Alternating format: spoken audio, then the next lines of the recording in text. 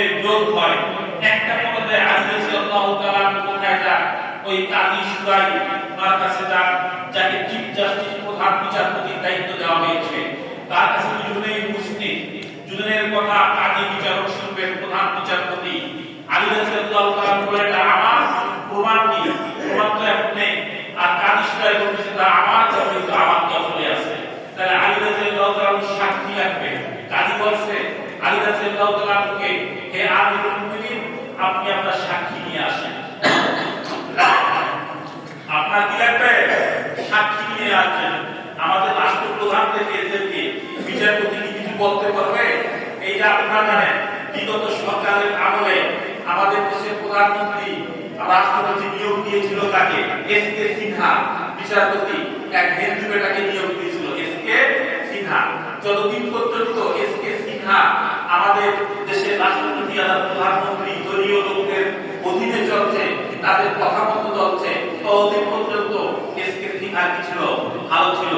যখন দেখছে যে এস.কে. সিনহা এই হিন্দু বেটা একটু কথা বলতে করছে, তখন এস.কে. সিনহা কোথায়? তাকে বিদেশে পাচার করে দিয়েছে। এখন এস.কে. সিনহা যে বিদেশে আছে, এখন তার ব্যাংক অ্যাকাউন্ট তা শুধু না, তার পরিবারের সবকিছু জব্দ করে রাখে। কেন? যতদিন পর্যন্ত বিচারপতিরা আমাদের প্রধানমন্ত্রী রাষ্ট্রপতিদের কথা মতো চলবে ভালো, তাহলে তাদেরকে জেলের ভাত খাওয়াইতে হয়, তাহলে বিদেশে পালাইতে হয়। এই হলো পরিস্থিতি আমাদের রাষ্ট্রে। যে ক্ষমতায় যায় এই পরিস্থিতি, বিচার বিভাগ স্বাধীন না।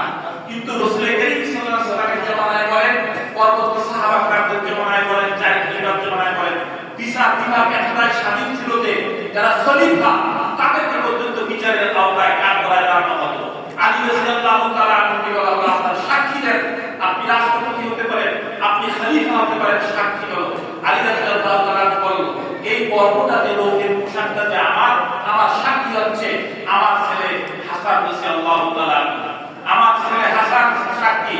তখন এই মুহূর্তে বিচারক কি বললেন? প্রধান বিচারক কাজী সুরাই বললেন যে না, ইসলামের মধ্যে ছেলের কখনো পিতার পক্ষে সাক্ষী গ্রহণযোগ্য নয়, সুতরাং আপনার সাক্ষী কি হবে না? গ্রহণযোগ্য হবে না। এই লৌহ কর্মটা আপনাকে আইনের দৃষ্টিতে আপনার হলেও আমি আইনের দৃষ্টিতে আপনাকে আমি দিতে পারতেছি না। এই ইহুদির এই লৌহ কর্ম। সুবহানাল্লাহ। বিচার কার বিচার করতেছেন? রাষ্ট্রপতি, তিনি খলিফা। আলী বিচারক নিযুক্ত করেছেন কে? খলিফা। বিচার বিভাগ কতটা স্বাধীন ছিল, খলিফাকেও কি বিচারের কাজ করায়। আইনের দৃষ্টিতে আপনার সাক্ষী নেই, লৌহ কর্ম আপনাকে দেওয়া হবে না। আলী রাদিয়াল্লাহু তাআলা বললেন ইহুদিকে, যে তোমার ইহুদিকে বললেন, ঠিক আছে, আমার যেহেতু সাক্ষী নেই, আমি আমার দাবি প্রত্যাহার করলাম, লৌহ কর্ম তুমি নিয়ে যাও। ইহুদি চিন্তা করলো, ইহুদির শরীরের লোক দাঁড়ায় গেছে। আশ্চর্য ব্যাপার, ইসলাম এত সুন্দর, ইসলামের বিচার ব্যবস্থা এতটা স্বাধীন যে একজন খলিফা তার সাক্ষী নেই, এই জন্য তার পক্ষে রায় বলে না। অথচ ইহুদি নিজেও জানে এই লৌহ কর্মটা আলী। সঙ্গে সঙ্গে ইহুদি ইসলামের সৌন্দর্য থেকে, আলী রাদিয়াল্লাহু তাআলার আচরণ থেকে লৌহ কর্মটা আলীকে দিয়ে বলল, তা আপনার এই লৌহ কর্ম আমি ইসলাম। সুবহানাল্লাহ। ইসলামের বিচার ব্যবস্থা কতটা স্বাধীন। এই জন্য রাসূল করিম সাল্লাল্লাহু আলাইহি ওয়াসাল্লাম রাষ্ট্র ক্ষমতায় যখন গেছেন, তার আগে একটা মর্যাদাহীন তৈরি করেছেন, যাদের মধ্যে কোনো জুলুম বিদ্যুৎ না, যারা কোনো অন্যায় বিদ্যুৎ না। এই যে খলিফায়ে রাশিদের যে জীবনগুলি, তাদের মধ্যে পক্ষপাতিত্ব ছিল না।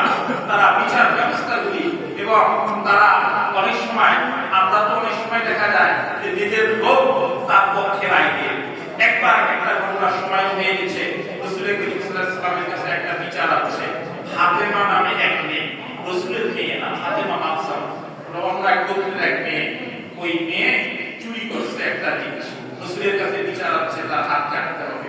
তখন ওই মেয়েটা ছিল সম্ভ্রান্ত পরিবারের মেয়ে। তখন রাসূলের কাছে সুপারিশের জন্য আসা হয়েছে যে মেয়েটার হাত যাতে না কাটা হয়। সুপারিশের জন্য উসামা রাদিয়াল্লাহু তাআলা আনহুকে বলছেন অনেক লোক। আর উসামা রাসূল করিম সাল্লাল্লাহু আলাইহি ওয়াসাল্লামের কাছে অত্যন্ত প্রিয় ছিলেন। তখন উসামা আসলেন, ইয়া রাসূলুল্লাহ, এই মেয়েটা সম্ভ্রান্ত পরিবারের মেয়ে, একটু চুরি করছে, তার হাতটা না কাটলে হয় না। রাসূল করিম সাল্লাল্লাহু আলাইহি ওয়াসাল্লাম চেহারা বিবর্ণ হয়ে গেছে। লাউ কানা ইন্না ফাতিমাতা বিনতে মুহাম্মদ সারাকাত লা ফাতু ইয়াদাহা, আমার মেয়ে যদি ফাতিমাও যদি চুরি করত আমি তার হাতটা কেটে দিতাম। ইসলামের মধ্যে পক্ষপাতিত্ব নেই। আমরা তো যখন যে ক্ষমতা থাকে ওই ক্ষমতার লোকেরা এত চুর ডাকাতি আর সন্ত্রাসী করেছে, এরাও জানে যে আমাদের উপর বিচার নাই। আওয়ামী লীগ যখন ছিল তখন এরা এতটাই চুরি ডাকাতি আর লুটপাট করেছে যে পরে তো আমরা বুঝতে পারছি, কারণ তারাও জানে, জনগণ জানে, যারা আওয়ামী লীগ করে তারাও জানে যে আমাদের বিচার যাবে যেখানে আমাদের তারা বিচার করবে না। এখন যারা ক্ষমতায় আসবে তারা তো এখন থেকে অনেকে শুরু করেছে যে নাকি আমরাই ক্ষমতা যাব। এই জন্য দেখা যায় যেই ক্ষমতাটা আমাদের যে আচরণ, মুসলমানদের যে আচরণ, এই আচরণ আমাদের মধ্যে নাই, অথচ আমরা নিজেদেরকে মুসলমান দাবি করি। এই জন্য যতই আপনারা মুসলিম শাসক যদি ক্ষমতায় বসে, যদি জনগণের চরিত্র যদি আমরা ঠিক না করতে পারি তাহলে কোনো ফায়দা হবে না। এই জন্য রাষ্ট্র শুদ্ধির আগে আত্মশুদ্ধি, সমাজ শুদ্ধি বিশেষ প্রয়োজন। আর এটা দাওয়াতের মাধ্যমে, তাবলীগের মাধ্যমে এই কাজটা ব্যাপক হয়ে থাকে। এই জন্য আমরা প্রত্যেকেই চেষ্টা করবো দাওয়াত ও তাবলীগের মাধ্যমে আমাদের বড়রা সবসময় দেখবে যে আত্মশুদ্ধি, সমাজ শুদ্ধি, তারপরে রাষ্ট্র শুদ্ধি ইনশাআল্লাহ হয়ে যাবে। আল্লাহ পাক রব্বুল আলামিন এই সমস্ত কথাগুলি আমাদেরকে বুঝার তৌফিক দিন।